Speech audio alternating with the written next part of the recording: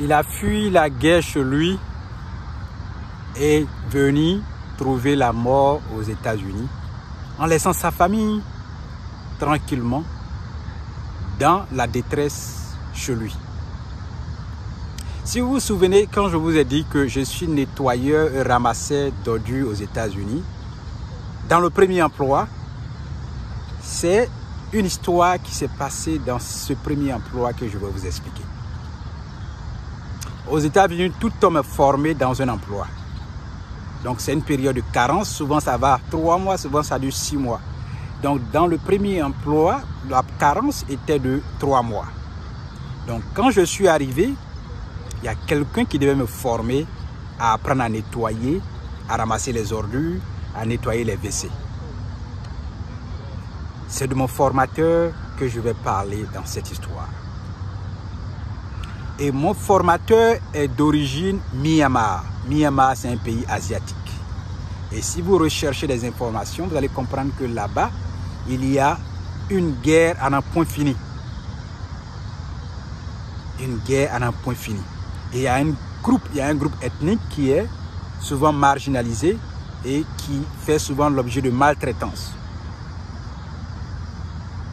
Donc ce groupe-là, ethnique, il y a beaucoup déjà aux États-Unis qui sont ici en tant que réfugiés. Donc ils fuient la guerre chez eux pour venir dans un pays où il y a la paix comme les États-Unis. Et ce sont les États-Unis qui facilitent déjà l'immigration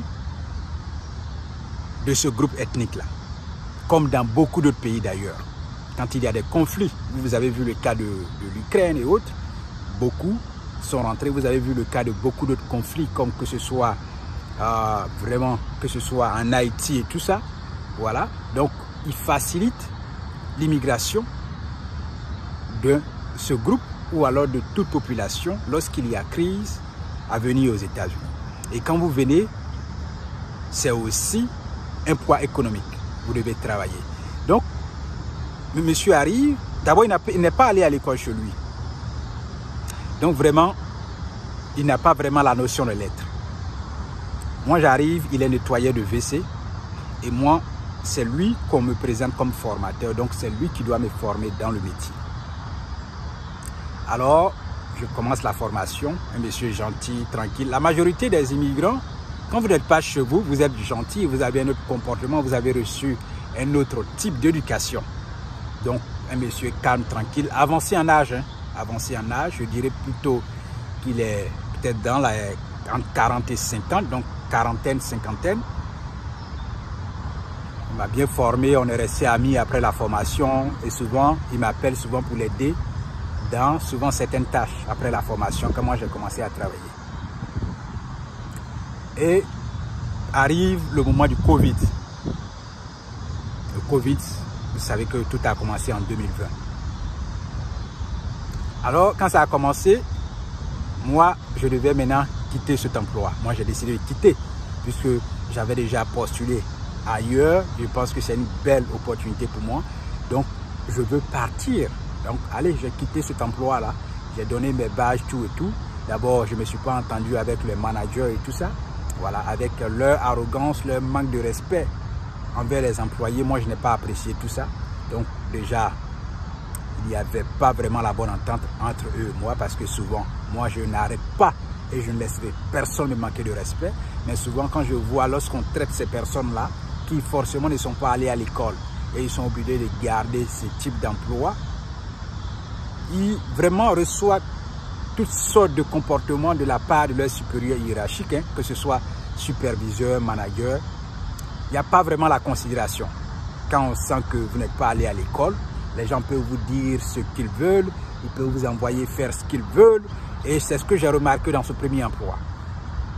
La majorité était immigrants, il y avait beaucoup d'Africains, beaucoup aussi d'Américains du Sud, latinos. Voilà, donc la majorité des gens qui travaillaient dans le nettoyage, dans la première entreprise où je suis allé, c'est des gens qui ne sont pas forcément allés à l'école. Donc ils ont un problème avec les lettres.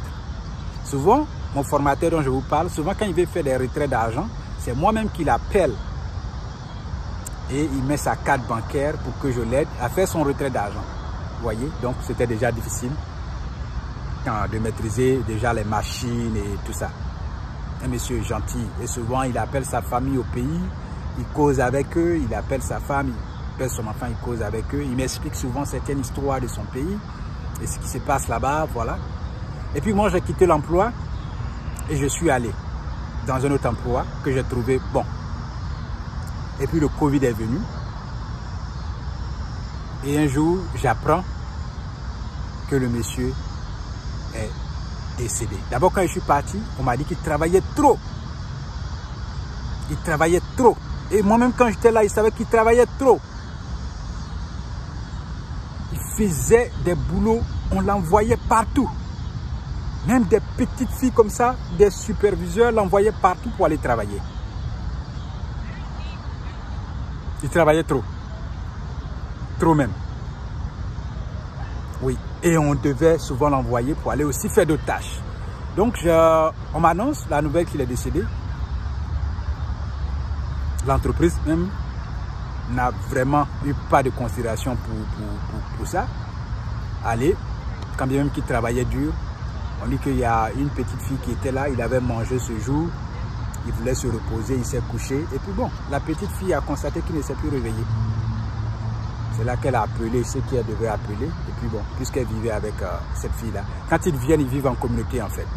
Ils vivent en communauté, ils prennent des maisons et ils vivent en communauté. Les gens qui sont venus du même pays. Avant de régler leurs papiers et tout ça est parti.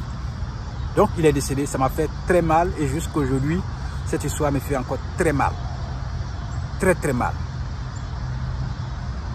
Réfugié, tu viens dans un pays pour chercher de l'argent, envoyer à ta famille, et puis du jour au lendemain, allez, tu décèdes. C'est reçu en fait le Covid. Hein. On dit que ouais, il a eu le Covid, il est décédé. Ben, c'est ça, c'est ce que les gens ont dit. Il a eu le Covid, il est décédé. Alors ils ont préparé ce qu'ils devaient faire comme enterrement et tout, informer sa famille au pays. Et puis bon, moi j'ai appelé les collègues, ils disent oui, ils ont confirmé le décès. J'ai appelé aussi le superviseur, ils ont confirmé aussi le décès. C'est pareil. Venir dans un pays, se chercher, et puis du jour au lendemain, tu n'arrives plus à repartir chez toi. Travailler dur, souvent n'est pas la solution. Et souvent, ces personnes n'ont pas le choix, parce que quand tu ne maîtrises pas les lettres, souvent quelqu'un qui maîtrise les lettres a la possibilité de, comment on appelle, de s'orienter facilement, de jongler de boulot en boulot, mais ce n'est pas le cas de tout le monde. Ce n'est pas vraiment le cas de tout le monde. Dommage. C'est encore une autre histoire, mais c'est aussi l'expérience de ces personnes qu'on vous raconte pour que vous sachiez que voilà, l'Occident n'est pas ce que forcément vous voyez. On vient pour un objectif, on vient pour une ambition. Souvent, ça n'aboutit toujours pas bien. Mais toujours est-il qu'il faut foncer, il faut aller, il faut avancer et puis avoir une mission à accomplir. Une mission à accomplir, c'est ça l'essentiel. Allez, très heureux de partager cette histoire avec vous. J'espère que vous avez adoré. Et puis, allez, bye.